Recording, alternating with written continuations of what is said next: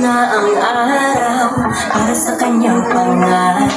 Talino at kanyang galing, inaaral niya para sa atin. Serbisyong pangkalusugan, lalo niyang palalampasin. Kanyang ipapamalas, pagmamahal niya tunay para sa atin. At Sara ang pangalan, siya'y merong kakayahan, di mag-aalinlangan na kayo'y paglingkuran. Malasakit niya kakaiba, kay Ate Sara ay alaga ka.